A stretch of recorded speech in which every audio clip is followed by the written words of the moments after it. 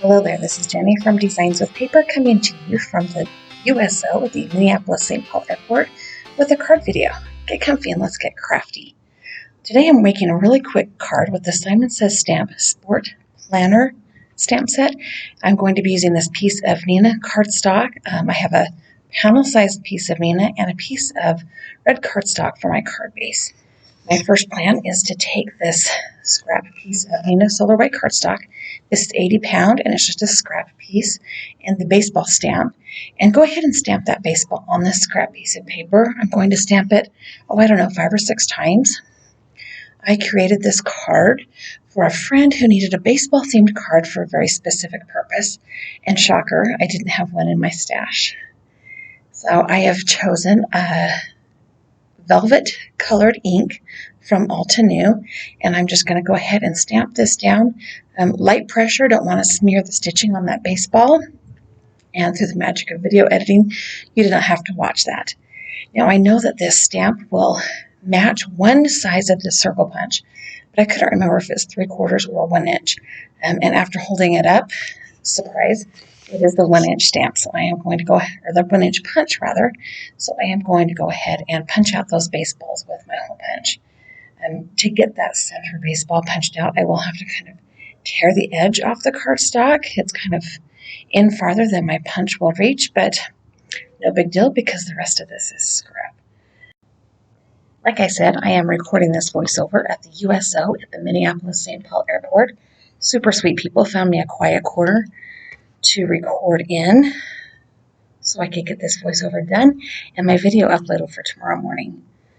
Now that I have my baseballs all punched out, I'm going to start working on this card panel. So this piece of cardstock is 4 1/4 by 5.5 inches, and I am going to go ahead and trim that down to be just a little bit smaller. I pulled out my Fiskars paper trimmer here, and I am going to trim this down to be 3 3/4 inches by 5, and that will give me a larger border around the edges of the cardstock on my card panel. I am doing this because those baseballs, they're only 1 inch in diameter each, and even though I do have a grouping of them, there's still a lot of white space left on this card. So I guess technically this could be a clean and simple card, even though it does have a couple of layers. My next course of action is to add some green to this card. I'm using this, I think it's Wild Wasabi ink color from Stampin' Up! And an ink blending brush. I want to just kind of ink the middle section of this card panel.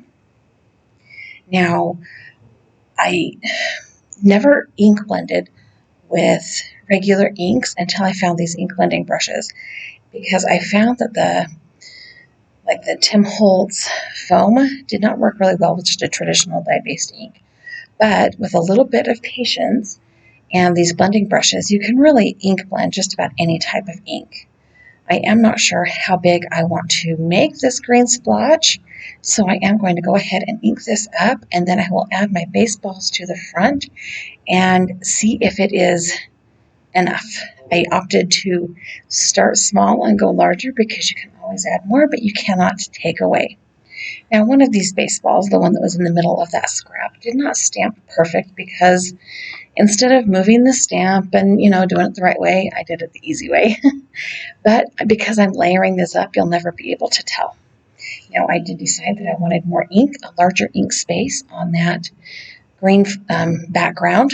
I am dabbing my brush off onto a piece of scrap paper after I ink it up to kind of prevent that blotchy look that I had right there in the beginning. Okay, so now I'm going to go ahead and adhere these baseballs down. I'm going to start with the one that will be going in the middle, and the back layer I will be adding or adhering with some liquid glue. Now, I know you all know how much I have a love-hate relationship with liquid glue, but it really is a good adhesive. It gives you a little bit of moving around time that enables me to place these baseballs right where I need them to be. I'm trying to make sure that the stitching is not exact or does not line up with any of the baseballs. I want them all to be just a little bit off. If I tried to line them up exactly, I probably would fail because I don't know. I don't think I could line them up exactly perfectly. That's why I'm kind of going for off-kilter on the stitching. The last 2 baseballs I want to adhere with foam tape, and I have this little package of foam squares that I got from the Dollar Tree dollar store. They're super sticky. They work really well. They're kind of fidgety and hard to get the backing off of, and actually kind of hard to get them off of the sheet that they're stuck to. But for $1, what are you going to do? Actually, it was probably like $1.25 because everybody knows that the Dollar Tree is now the $1.25 tree, right? So I did find that poking the middle of the foam pad, whatever you want to call it, with my fingernail or the tip of my tweezers did kind of pop up the edges so that I could release that backing paper. So now that I've got these baseballs nearly stuck on there, I have to get ready to put a greeting or a sentiment on the front of this card. Like I said, I made this card for a friend who needed a card for her son's baseball team. They had a guest coming and she wanted to have a, hey, welcome to our team coming. So I have found a little stamp. This is from a Concord & Knight stamp set. And I apologize, I don't have that stamp set name with me. And it has just this little welcome stamp set.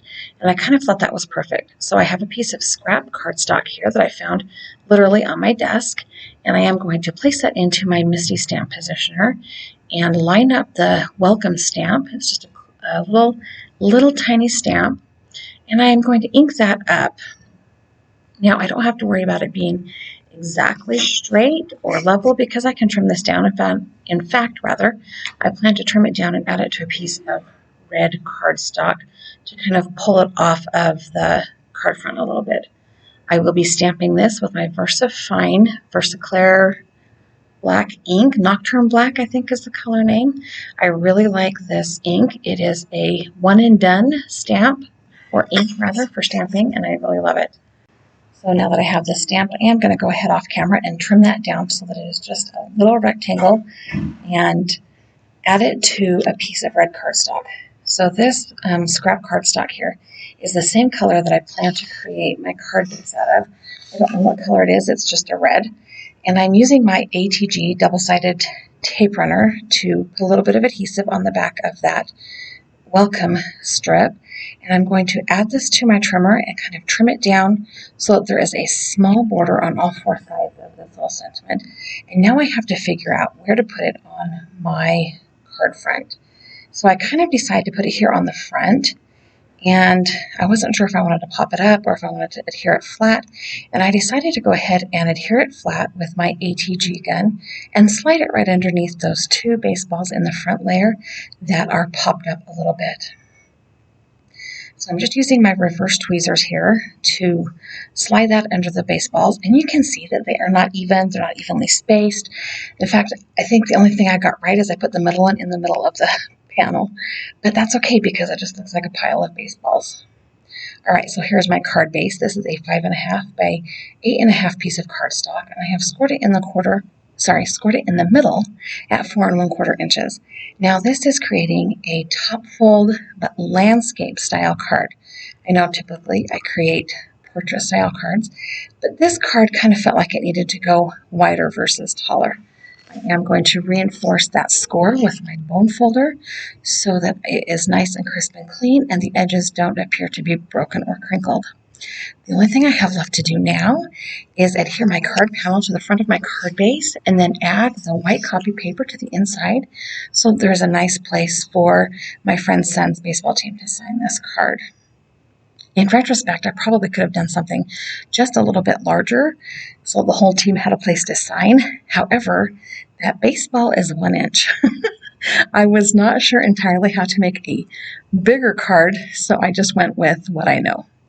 I'm going to go ahead and adhere that copy paper to the inside with my ATG gun as well. I really do love this adhesive. It is super sticky once it is cured, but it does give me a little bit of room if I make a mistake.